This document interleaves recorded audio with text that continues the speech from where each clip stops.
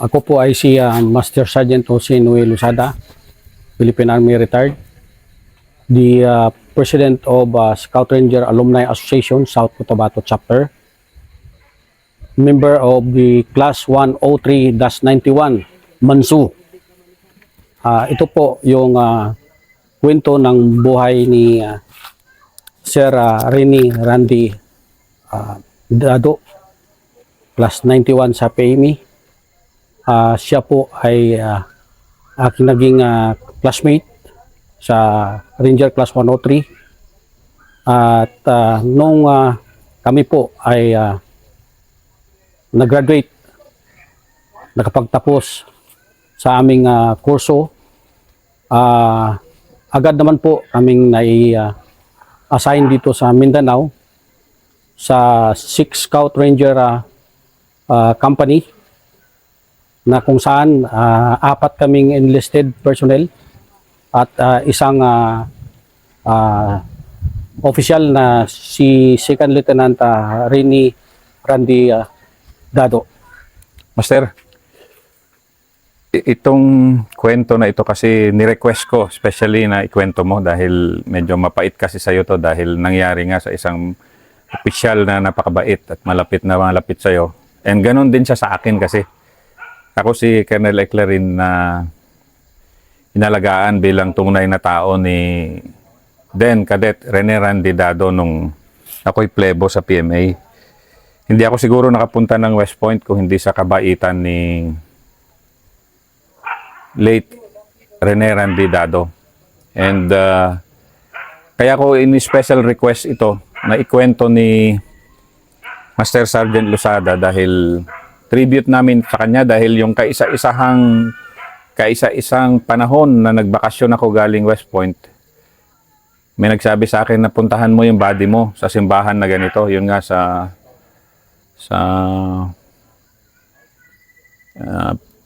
HPA noon. And then pagdating ko, akala ko kung ano, yun na pala. Nandun na pala yung aking body, si late Rene Randy Dado na nakakabaong na. And ang masakit kasi doon, ano siya nandun na rin si misis niya na nakatrahe de boda na ikakasal na, and then yung anak nila umiiyak. So hindi ko makalimutan yon dahil napakalaking utang na loob ko sa kanya sa kabaitan ng opisyal na ito. And ito special request ko talaga kay President ng South Cotabato, Master Lusada, na ikwento niya yung paano niya nakilala si late Rene Randy Dado, Lieutenant. Master no, ano mo nga bakit napakataas ng respeto nyo kay late Randy Dado, Lieutenant Randy Dado?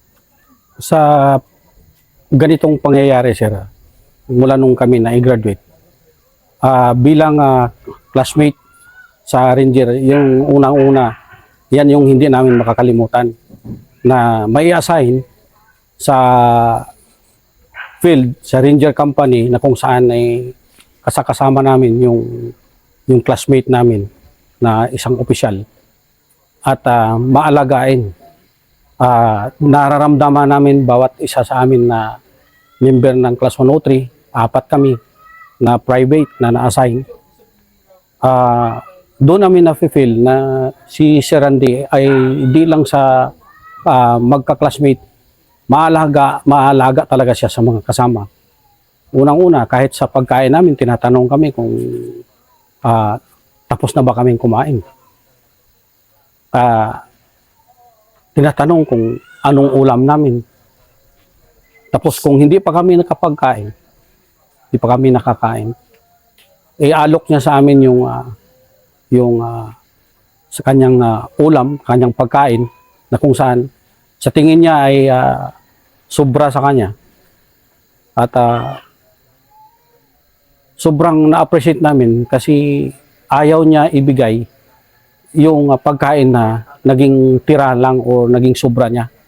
Kaya yung request namin, sir, yung matira sa pagkain mo, ay yun na yung titirahin din namin. Huwag, sabi niya. Hindi. Hatiin mo yan. Babawasan mo yan. Ganun si sir kaalaga. Ayaw niya ibigay yung pagkain na naging tira or naging sobra niya.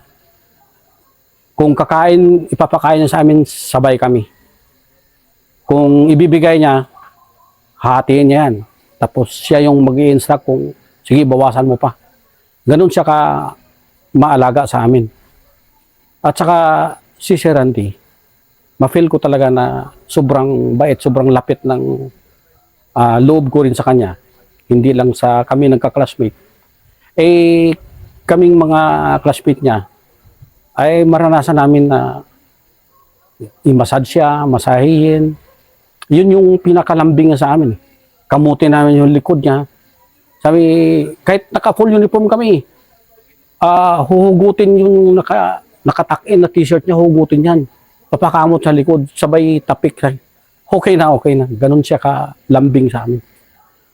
Pati yung paa niya, pag nahubad yung combat boots, yung medyas, pag naihubad na yan, ipapatanggal sa akin yung medyas. Kasi sabay, kamutin mo muna yung paa ko. Ganon si Sir kalambing sa amin. At saka, wala kaming lakad na pupuntahan. Gaano ka-importante or kahit may bibilihin lang. Kami kasakasama ni Sir Randy. Lahat ng lakad, plus 103 yung kasama. Bigla na lang kaming nagtaka nung July 13, 1992. Alas 7 ng umaga, maaga yung flag racing namin na kung saan ay may pupuntahan kami. Gabi pa na set na yung maging escort, magdadrive ay class 103 member. Apat kami, private Talidong, private Cabriana, private Kalimag, at saka ako, private Losada. Ang nagiging driver namin doon, si private Talidong. Buo na yung usapan na kami na yung mag-i-escort sa pupuntang Awang. Magto-turn in nung mga sirang baril, mag-re-receive nung mga bagong baril na kung saan galing sa supply sa Ranger, i-receive ng SAW ng 6th Division, ibibigay sa amin. At ito-turn in namin yung mga defective na mga rifle namin. Since na yun ay lakad ng mga supply sergeant namin, nagtaka kami, bigla na lang nagdesisyon si Sir Randy na sabi, pumalakpak siya, mga classmate. Sorry talaga, sabi niya. Kasi lakad ng mga supply ito, sila na lang yung direct na mag-escort. Kasi sila rin yung magto-turn in ng mga baril. Eh kami, ngumiti na lang kami dahil nabigla kami kasi yun ang usapan, kami na yung mag-escort. Sabi namin, yes sir. Sabi niya, kung gusto nyo, sa Hammer na lang kayo. Dahil kumboy naman yan, diretso yan mag-marketing, ihahatid lang ako sa Awang. Pagdating sa Awang, didiretso na sa Cotabato City mag-marketing. Yung decision naman, yes sir. So, in short, sumakay na si Sir sa Kennedy. Kasunod yung Hammer na kung saan nagkukumboy kami. Pero medyo may kalayuan lang distansya namin kasi biglang nagbilis yung takbo ng Kennedy. Na dumistansya kami siguro mga 200 meters layo namin. 200 meters. Kaya humabol kami. Yung pangyayari na yung kinoconsider ko na malagim na malagim na pangyayari or yung masamang panaginip na kung saan yung ambush July 13 mga alas 8:30 ng umaga. Nasa National Highway kami na magkasunod. Bigla ko lang narinig na yung volume of fire na kalakas. At saka yung isang sabog ng RPG na tumama, kitang-kita ng dalawang mata ko. Tumama sa harapan ng Kennedy Jeep. At umangat yung hood ng Kennedy. Kitang-kita ko ang usok ng tama ng mga baril. At naramdaman ko na rin na yung hammer na sinasakyan namin, tinatamaan na rin. So, instinct, yung namin, nag-return fire sa high ground. Yung tropa namin, nakatalon kami doon sa hammer bigla na yung hammer, nakabuilo pa tumatakbo pa. Wala nang sakay. Kasi, yun nga, biglaan ambos. Yun nga, yung tinatawag natin na walang magaling sa ambos. Ayun, ang nagpar-fight kami doon mga almost siguro mga 20 to 30 minutes na na-clear namin. Na-clear namin na ang tagal pa namin nagkapukpukan sa kalaban. Ay yung kasamahan namin na iba, ang binanatan nila, nakafocus sila doon sa yung nag-ambos na kung saan nakadikit yun sa nakadikit lang yung mga ipil-ipil sa National Highway. Yung kinidijip siguro doon sa ipil-ipil, mga malayo na yung 2 dipa. Sobrang 1 dipa lang.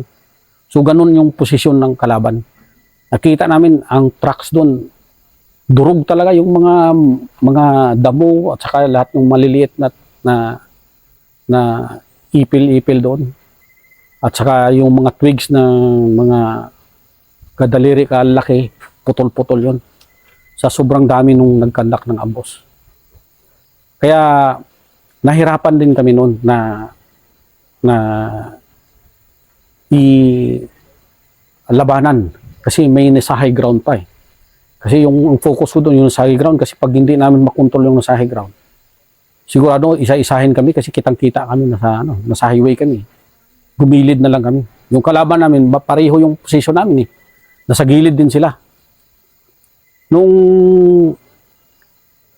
nag-withdraw na yung narinig namin, medyo pa-withdraw yung ng kalaban. Tuloy-tuloy yung pukpukan ng kasama namin. At saka nung narinig namin na medyo pa-withdraw, paatras na yung doon nagbulyong pa pero kami ulit para i-assault yung posisyon ng kinidid jeep. Pero yung pukpukan namin, mga more than 50 meters lang doon sa kalaban. Kaya nag-withdraw na sila, hindi sila tatagal doon. Yung nasa isip ko,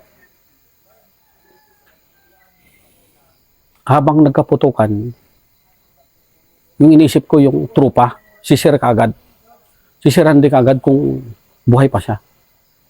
Kaya nung nakita ko na medyo malayo yung tama ng bala, pataas na sa lampas ulo na, inassault na namin.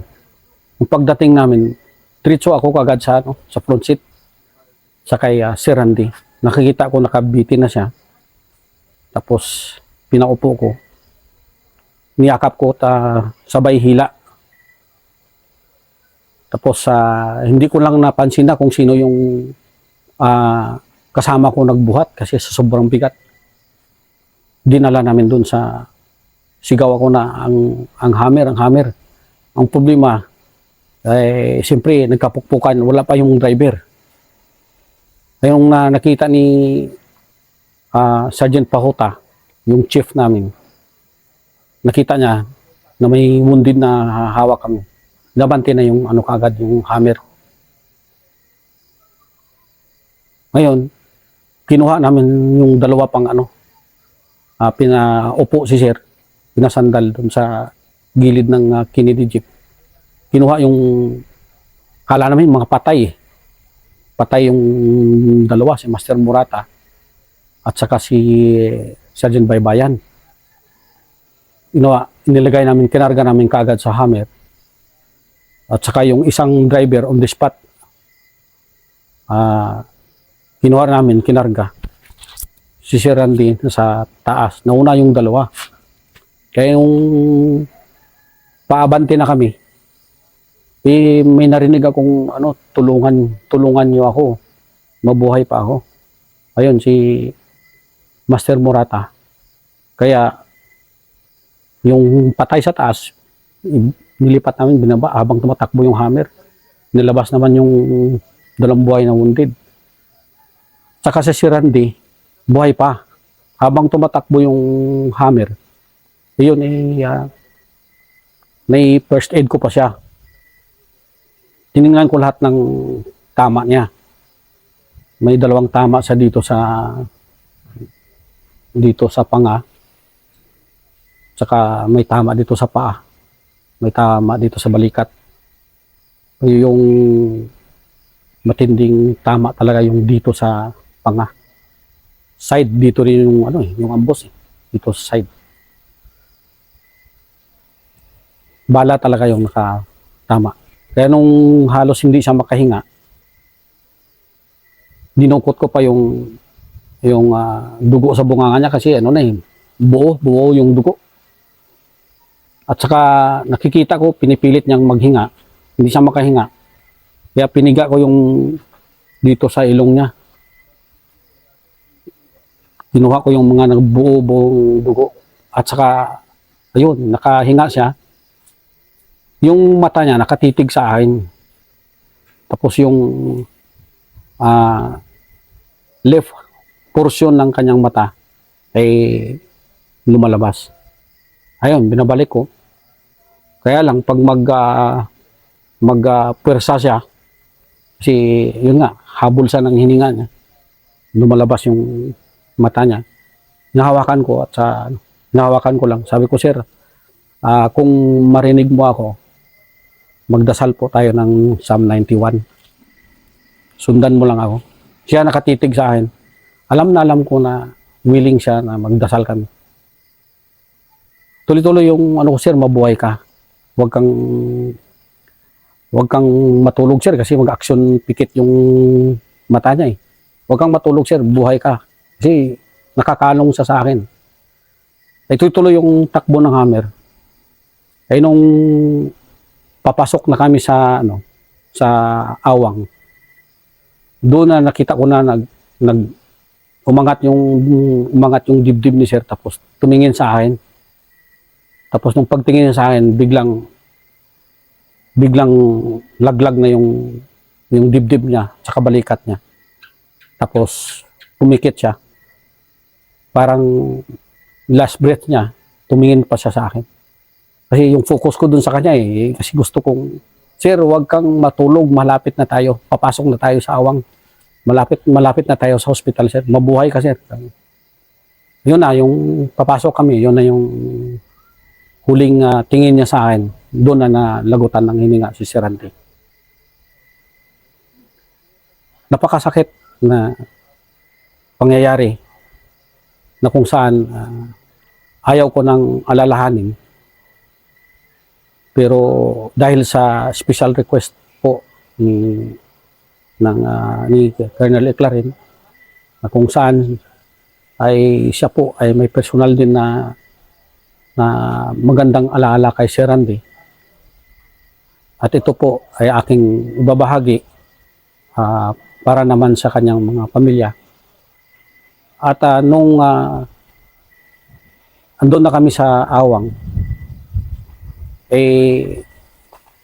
pagdating sa ospital, diretso namin, dineclare na rin na dead on arrival. Tapos hindi namin nilabas doon hanggang mga alas 3 ng hapon. Dumating kami sa ospital mga alas 9:30. So mga alas 3 ng hapon nilagay doon sa mortuary. At andun ako, mag-iisang nakabantay doon na kung saan puno ako ng dugo. Tuyo na yung dugo sa mga kamay ko. Naghihintay na kung saan ang instruction na narinig ko na huwag galawin, hihintayin kasi yung papa niya, si General Dado, ay darating. At sa oras ng mga alas 7 na ng gabi, nalaman ko na may dumating na si 1:30 at narinig ko na si General Dado na yun yung parating. Nung andyan na, nagkagulo na, marami ng sundalo dumating doon sa mortuary. Isa lang yung narinig ko na bumungad doon sa may bintana, sa may pintuan, na nakasandal na humawak doon sa sa may pintuan at sumigaw na, Randy! Sabi na, at nakita kong ang bigat ng loob, sama ng loob, na kung saan ay isa nangyari sa kanyang anak. Doon ko nakita na sobrang bigat at umiyak din si General Dado doon. At may nakapagsabi na, sir, ito yung kasama sa ambos, yung kanyang kasama sa unit. Tapos lumapit si General Dado sa akin at sinagsabi na, kasama ka ba doon? Yes, sir. Si Sir Randy po ay classmate po namin sa Ranger. Kasama kami, sir, pero nasa kumboy kami, magkasunod yung sasakyan namin. Kaya kita niya na puno ako ng dugo na tuyo na. Kaya napayakap din si General Dado sa akin. Masakit, no? Alalahanin. Pero dahil sa magandang alaala namin na samahan, na kung saan ay mahirap tanggapin at hindi ko talaga makakalimutan yung samahan namin na kung saan ay sabay kaming na-dispatch dito sa 6 Scout Ranger Company. At ito po ay aking iaalay sa kanyang mga pamilya na kung saan yung kwento na almost 33 years na hindi ko talaga na tinago ko dahil sa akin lang na parang tinukonsider ko lang na masamang panaginip. Pero yung alaala ko sa kay Sir Randy ay hindi ko talaga makakalimutan. Sir Randy,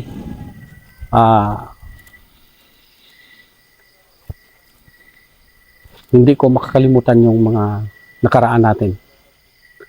Idolo ka namin, mahal ka namin,